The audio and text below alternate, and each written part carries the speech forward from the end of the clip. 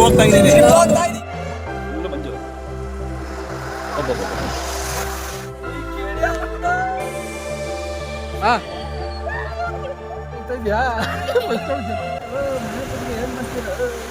ಅಪ್ಪ ಅವ್ನು ಬೆಳಿಗ್ಗೆ ಹೇಳಿದ್ರ ನೀಟಾಗಿ ನಾವೇ ಯಾರು ಹೇಳ್ಬಿಟ್ಟು.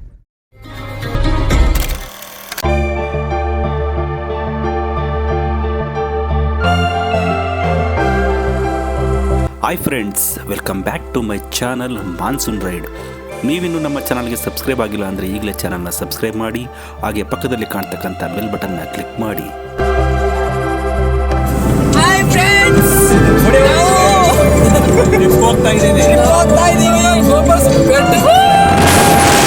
ನಾನು ಮತ್ತು ನಮ್ಮ ಫ್ರೆಂಡ್ಸ್ ಎಲ್ಲ ಕೇರಳ ಕಡೆ ಹೋಗಬೇಕು ಅಂತ ಟ್ರಿಪ್ ಪ್ಲಾನ್ ಮಾಡಿದ್ವಿ. ಆದರೆ ಮಳೆ ಹೆಚ್ಚಾಗಿ ಅಲ್ಲಿ ಪ್ರವಾಹ ಜಾಸ್ತಿ ಆಗಿದ್ದರಿಂದ ನಮ್ಮ ಟ್ರಿಪ್ ಪ್ಲಾನನ್ನು ತಮಿಳುನಾಡಿನ ಊಟಿ ಕಡೆಗೆ ಶಿಫ್ಟ್ ಮಾಡಿದ್ವಿ.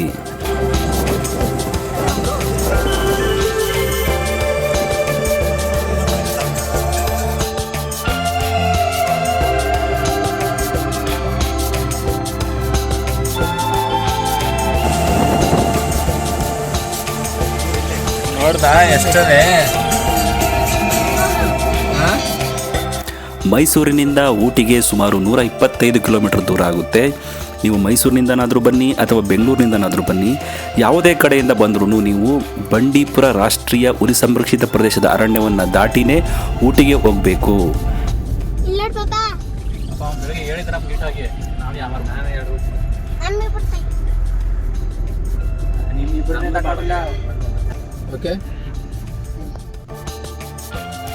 ಊಟಿ ಇರೋದು ತಮಿಳುನಾಡಲ್ಲಿ, ಹಾಗಾಗಿ ಕರ್ನಾಟಕದಿಂದ ನೀವು ತಮಿಳುನಾಡಿಗೆ ಹೋಗಬೇಕು ಅಂತಂದರೆ ಸ್ಟೇಟ್ ಪರ್ಮಿಟ್ ಬೇಕು. ಇದು ಗೊತ್ತಿದ್ರೂ ಸಹ ನಾವು ಬಂಡೀಪುರ ಕಾಡಿನ ಸೌಂದರ್ಯವನ್ನು ನೋಡಿಕೊಂಡು ಮೈ ಮರೆತು ಪರ್ಮಿಟ್ ತಗೊಳ್ಳೋದನ್ನೇ ಮರೆತು ಬಿಟ್ಟಿದ್ದೀವಿ. ಕೊನೆಗೆ ಪರ್ಮಿಟ್ ಇಲ್ಲದೆ ಫೈನ್ ಕಟ್ಟೋ ಅಂಥ ಪರಿಸ್ಥಿತಿ ಬಂತು.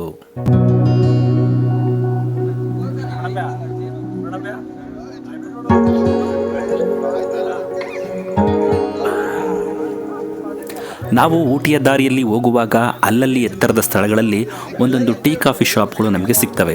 ನಾವು ಅಲ್ಲಿ ನಮ್ಮ ಕಾರನ್ನು ನಿಲ್ಲಿಸಿ ಬಿಸಿ ಬಿಸಿಯಾದ ಟೀ ಜೊತೆಗೆ ಬಿಸಿ ಬಿಸಿಯಾದ ಮೆಣಸಿನಕಾಯಿ ಬಜ್ಜಿಯನ್ನು ತಿಂತ ಅಲ್ಲಿನ ಪ್ರಕೃತಿ ಸೌಂದರ್ಯವನ್ನು ನೋಡಿ ತುಂಬಾ ಖುಷಿಪಟ್ವಿ.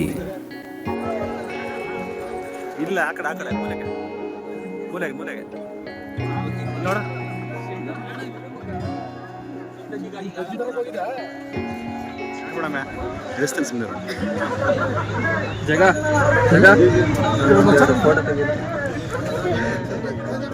ಹೆಂಗೈತೈತೆ? ಚಳಿ ಆಯ್ತೈತಾ? ಇಲ್ಲಿ ನೋಡು ನನ್ನೋಡೆ ಚಳಿ ಆಗ್ತಾ ಇದೆಯಾ? ಫಸ್ಟ್ ಒಳಗೆ ಜರ್ಕಿನ್ ತಂದಿರೋ ಒಳಗೆ ಜರ್ಕಿನ್ ಇಲ್ಲ ತಗೊಂಬ.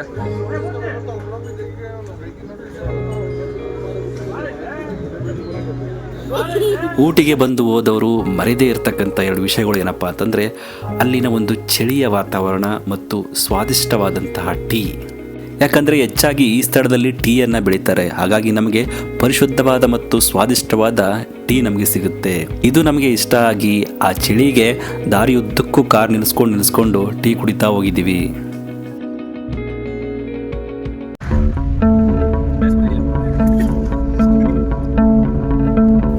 ಮೈಸೂರಿನಿಂದ ಊಟಿಗೆ ಬರೀ 125 ಕಿಲೋಮೀಟರ್ ಇದ್ರೂ ಬಂಡೀಪುರ ದಾಟಿದ ಮೇಲೆ ನಿಮಗೆ ಘಾಟ್ ಸೆಕ್ಷನ್ ಸಿಗುತ್ತೆ. ಅಲ್ಲಿಂದ ನಿಮ್ಮ ಪ್ರಯಾಣ ನಿಧಾನ ಆಗುತ್ತೆ. ನನಗೆ ಡ್ರೈವಿಂಗು ಅಷ್ಟು ಪರ್ಫೆಕ್ಟಾಗಿ ಏನೂ ಗೊತ್ತಿರಲಿಲ್ಲ. ಆಮೇಲೆ ಈ ಘಾಟ್ ಸೆಕ್ಷನಲ್ಲಿ ಕಾರನ್ನು ಓಡಿಸೋದು ಇಷ್ಟು ಕಷ್ಟ ಅಂತಲೂ ನಂಗೆ ಗೊತ್ತಿರಲಿಲ್ಲ. ಹೇಗೋ ಹಾಗೆ ಹೀಗೆ ಮಾಡಿ ಕಷ್ಟಪಟ್ಟು ಆ ಘಾಟ್ ಸೆಕ್ಷನಲ್ಲಿ ಕಾರನ್ನು ಓಡಿಸಿ ಊಟಿ ಮುಗಿಸಿ ಮನೆಗೆ ಬರೋ ಅಷ್ಟರಲ್ಲಿ ಒಬ್ಬ ಪರ್ಫೆಕ್ಟ್ ಡ್ರೈವರ್ ಅಂತೂ ಆಗಿದ್ದೆ.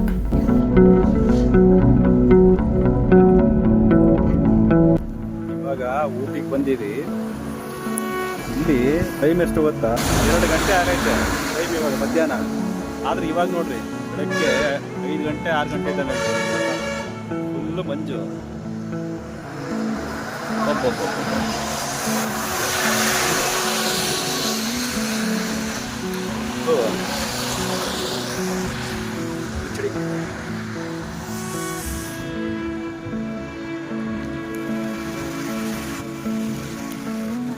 ಬಾ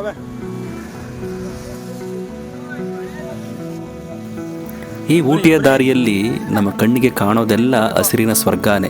ಹಾಗೆ ಬರುವಾಗ ಒಂದು ಸುಂದರವಾದ ಪ್ಲೇಸು ನಮ್ಮ ಕಣ್ಣಿಗೆ ಬಿತ್ತು. ಅಲ್ಲಿ ಫೋಟೋ ಶೂಟ್ ಮಾಡ್ಕೊಳ್ಳೋಣ ಅಂತ ಬಂದ್ವಿ.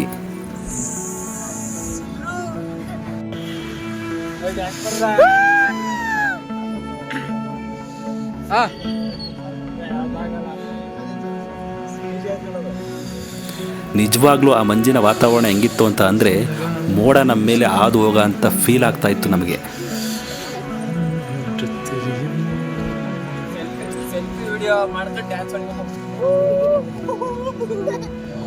ನಮಗೆ ಊಟಿಲಿ ತುಂಬ ಇಷ್ಟ ಆಗಿದ್ದ ಸ್ಥಳ ಅಂದರೆ ಇದೇ ನೋಡಿ. ಯಾಕಂದರೆ ನಾವು ಯಾವತ್ತೂ ಮೋಡದ ಮಂಜಿನ ಚಳಿಯನ್ನು ಇಷ್ಟು ಹತ್ತಿರದಿಂದ ಅನುಭವಿಸಿರಲಿಲ್ಲ.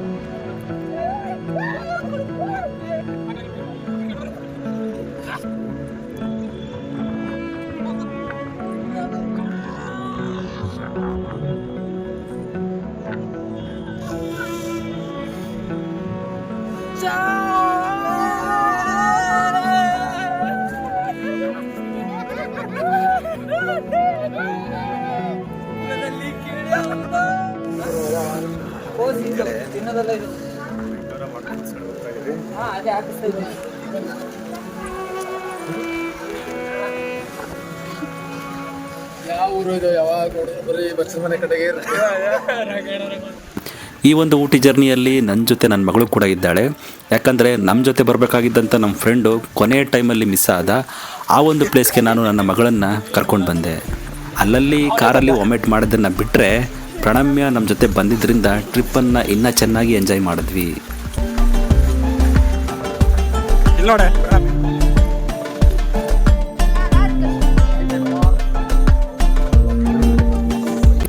ನಮ್ಮ ಈ ಊಟಿ ಜರ್ನಿಯ ಇನ್ನೊಂದು ಪ್ರಮುಖವಾದ ಪ್ರವಾಸ ಸ್ಥಳ ಅಂದರೆ ಅದು ಪೈಕಾರ ವಾಟರ್ ಫಾಲ್ಸ್. ಚಳಿಗಾಲದಲ್ಲಿ ಈ ಸ್ಥಳದಲ್ಲಿ ತಾಪಮಾನ ಮತ್ತಷ್ಟು ಕಡಿಮೆಯಾಗಿ ಇಲ್ಲಿನ ವಾಟರ್ ಫಾಲ್ಸ್ ಮಂಜುಗೆಡ್ಡೆ ಥರ ಗಟ್ಟಿಗೆ ಆಗುತ್ತೆ ಅಂತ ನ್ಯೂಸಲ್ಲಿ ನೋಡಿದ್ದೆ.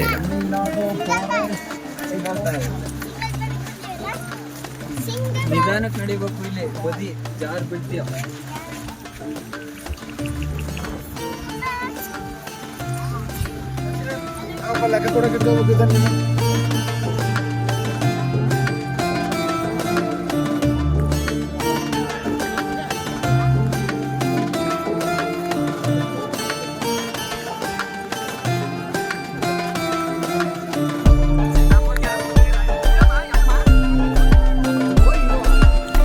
ನಮಗೆ ಇಲ್ಲಿಯಾದ ಇನ್ನೊಂದು ಅನುಭವ ಏನಪ್ಪ ಅಂತಂದರೆ, ಊಟಿಯಲ್ಲಿ ಸಿಕ್ಕಂಥ ಒಂದು ತಂಪಾದ ಚಳಿಯ ವಾತಾವರಣ ಅದರ ಪಕ್ಕದ ಜಿಲ್ಲೆಗೆ ಹೋದಾಗ ನಮಗೆ ಸಿಕ್ಕಲಿಲ್ಲ. ಯಾಕಂದರೆ ಅಲ್ಲಿ ತುಂಬ ಬಿಸಿಲಿತ್ತು ಮತ್ತು ಸೆಕೆನೂ ಜಾಸ್ತಿ ಇತ್ತು.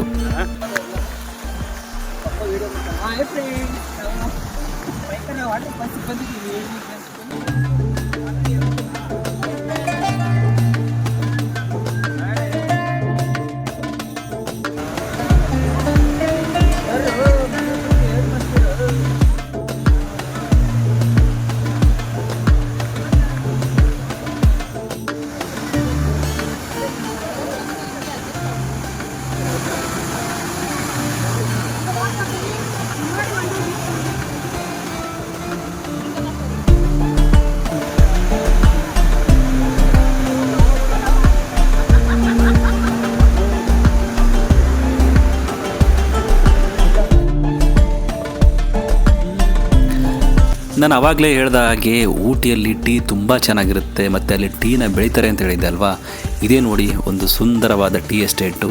ನಿಮಗೆ ಅಲ್ಲಿ ಕಾಡ್ತಾ ಇರ್ತಕ್ಕಂಥ ಎಲೆಗಳೇ ಟೀನ ಎಲೆಗಳು.